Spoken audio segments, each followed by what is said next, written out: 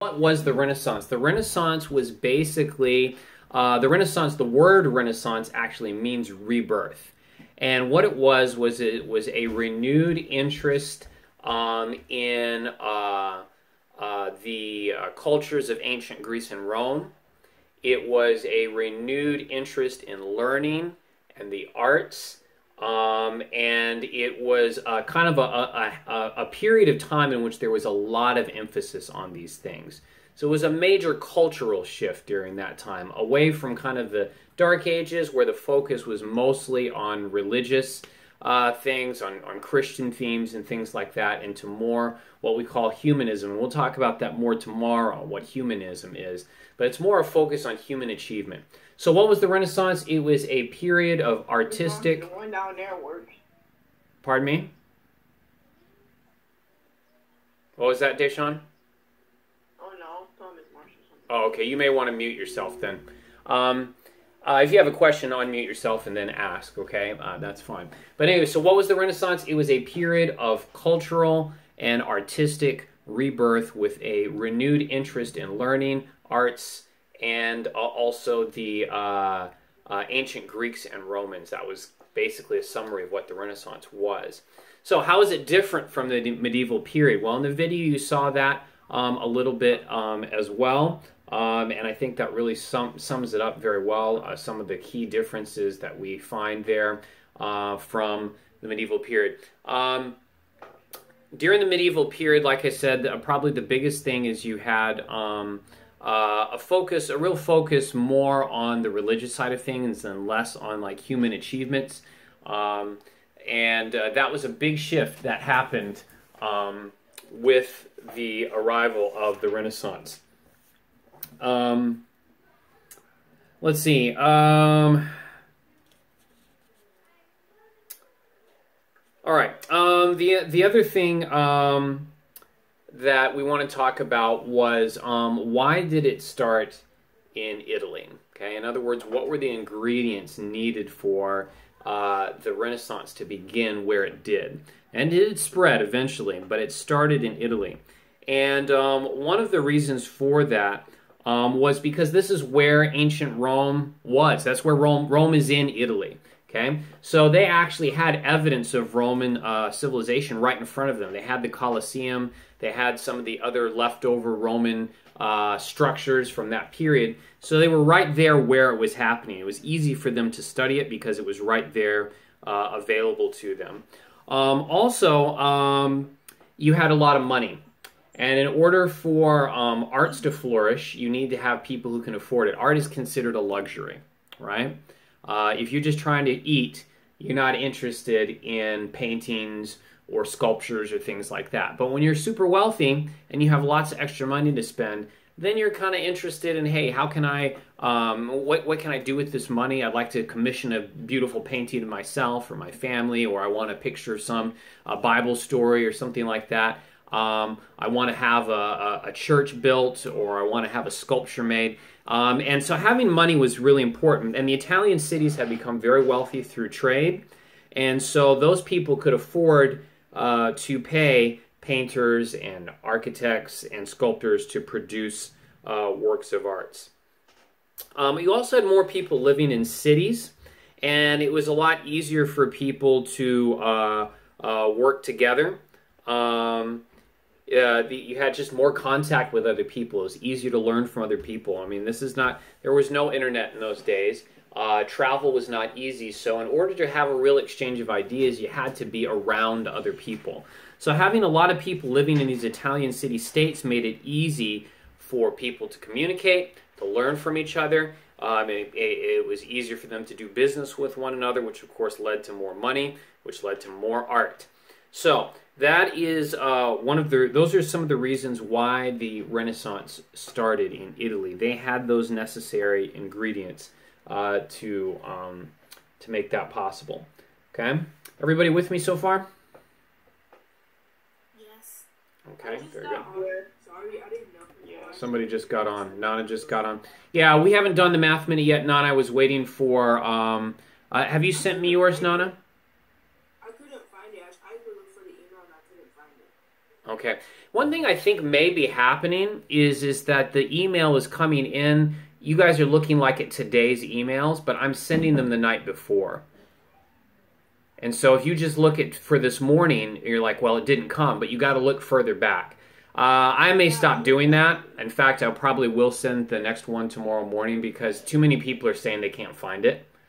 And I did that to help out people. Maybe I'll just send the 6th and 7th graders in the morning and send 8th grade at night because the 8th graders like to get a head start on their work the night before. So that's why I send it, but it's not working for you guys. I would suggest, Nana, that you go back and look at your yesterday's emails and see if you find it. Yeah, I tried to look at like all the emails that you sent from like March to now, and I couldn't really find it. I don't know what to tell you. I just know that it's been sent. Yeah. Yeah, that's going to be a bit of a problem. I don't understand why you guys are not getting these emails. Some people are getting them and some people are not. Okay? Here's what I need you to do. There is a morning email that's going to go out every single day. Okay? If you do not get that email by 9 in the morning, you must email me or text me or call me or whatever and say, Mr. Maycock, where is the email? Okay? And I will resend it. I will probably just resend it to the whole group just to be on the safe side. Okay? So you might get it twice if you had already seen it. Okay? I will not do the homework grade today because of that, but tomorrow I absolutely will, and I will not accept as an excuse I didn't get the email. Okay? Every day by 9 o'clock, that should be in your inbox. If it's not there by 9 o'clock, it could have even been sent the night before. You got to send me. You got to contact me, but you can't just show up and say, "Well, I just didn't get the email." So I said, "Oh well." Okay? Don't be so careless with your grade. Okay, what we're doing right now, Nana, is we are just going over the notes. I'm providing a lecture on the Renaissance, and then there's some stuff that that's in the email, which I will send to you again, okay, that you can then go over, okay, and fill out. This is being recorded, Nana, so you can put this in as well. I might try to edit this part out, though, because it's just taking up space. All right. Yeah. Sometimes I leave my email open. I don't know about other people, but like if I check in the morning, I'll leave it open. I sometimes forget to refresh, or like teachers will add the email to the bottom of like a long email, and I'll read that part. Right. But mine is always a fresh email every day. It's never replied to a previous, so it'll always be a new thread. But you are right. If you don't refresh your emails in Gmail, I've noticed that it doesn't show any new emails coming in. So that may be something else that you want to try as well. Nana, did you try refreshing? Nana? Nana? Yeah. Did you try refreshing your email? Yeah, I'm looking. Okay. Is it, it popped up, is it the math and social studies morning email? April 1, yeah, that's the one. Okay. So what I want you to do right now then, Nana, is I want you to go ahead and erase, or not erase, go ahead and do the Math Minute right now. You can check in with the lecture later because I'm recording it right now. I'm going to post it online so you can always look at it later, okay? Got it? Okay, very good. Okay, so where were we? We were talking about why it started in Italy, what the ingredients were that were needed. So what are the ingredients that were needed for the Renaissance? You needed to have money. You needed to have access to the works of the Greeks and the Romans, which Italy had. And you needed to have a more urban population, in other words, people living in cities, because that made it easier for both the learning and the economy to happen. All right? And then you are asked about how some of these people and places are important to the Renaissance, okay? So first we'll talk about Florence. Florence was the first major city of the center of the Renaissance. The first major center of the Renaissance. Very wealthy city. It had a lot of artists and sculptors, writers and architects. And so it was again a very wealthy city. Venice was another leading Renaissance city, and Venice eventually became an important link between Europe and Asia. A lot of trade that happened between them. But basically, Florence and Venice were both very important cities of the Renaissance, where a lot of this stuff was happening. Okay. Next, we're going to talk about the Medici. The Medici family. Medici family was a. Pardon me. Go ahead. I learned about them in a book. They're the rich people that Galileo tried to have them invest in his telescope. Yeah, I'm sure he did because, I mean, they had just tons of money. I mean, they were a very, very wealthy family, and they had a lot of money. So, yes, the Medici family was a powerful family in Florence, okay? And they controlled the government of Florence for many years, and they used their wealth to support a lot of artists. Lorenzo de' Medici was the governor of Florence from 1469 to 1492. 1492, by the way, was the year that Columbus discovered America. So it gives you an idea of what was going on at the same time.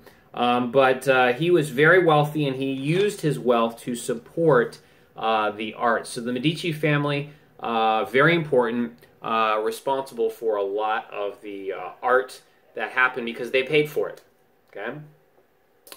Let's talk about Machiavelli first, and then I'll go back and mention Marco Polo.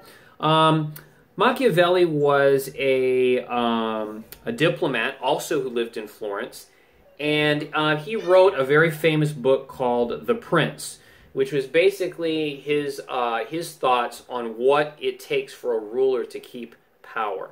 Okay. And what he believed is that a ruler is basically free to do whatever it takes, okay, in order to maintain power.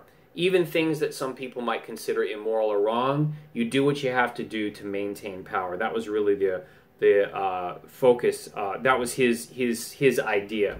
So he believed that rulers should do whatever it was to keep power, protect their city, even if they had to lie and kill. And so today, whenever we talk about saying someone is Machiavellian, it means that person is willing to do anything to achieve their goal, typically when it comes to power. Okay? Interesting pop culture side note, Tupac Shakur had a album that he did about Machiavelli. He spelled it differently than the actual spelling, but it is a reference to this whole concept of this Machiavellian approach of, whatever it takes, you do what you have to do, even if it's wrong, in order to maintain power. And that was the idea that Machiavelli had in his book, The Prince. All right, now, last of all, let me jump back to Marco Polo. Marco Polo was an explorer. He was a trader, and he's particularly significant because he was one of the very few European explorers to actually have contact with China. He actually traveled to China. He was from Venice, and he traveled to China. He met the Emperor of China at the time. So he was responsible for bringing a lot of the information back to Europe about what was going on in China and other parts of Asia. And helped kind of promote trade between Europe and China and Asia in general. So Marco Polo, very important for that reason, kind of establishing that bridge to China. So those are the notes that we have so far. Does anybody have any questions about what I have just presented to you so far? Didn't Marco, did he lie? Did he lie about some stuff? Oh, about what he saw in China? Yeah. That's a good question. I don't know. I'll have to check that out. Did Marco Polo lie about what he saw? It's possible. Oftentimes, people would exaggerate, kind of embellish, their stories to make them more exciting. But the reality is there were a lot of things that China had that Europe didn't have. China had gunpowder. Europe didn't have that. China had already had some sort of paper making and printing type thing going on. Europe was still about to get that, so there were things that they hadn't seen before that were in China. But I'll have to check that out. I don't know. Any other questions? Okay. So basically, that little outline that I gave you, either from what I just told you, or if you go back and listen to it yourself, or even from the video that I gave you, or even any other video you find, as long as you feel that you've covered that ground well, by tomorrow I want you to send that back to me. Okay? It's basically your notes that I'm counting as homework. Does that make sense? Mm-hmm. All right, very good. So I'm going to go ahead and stop the video.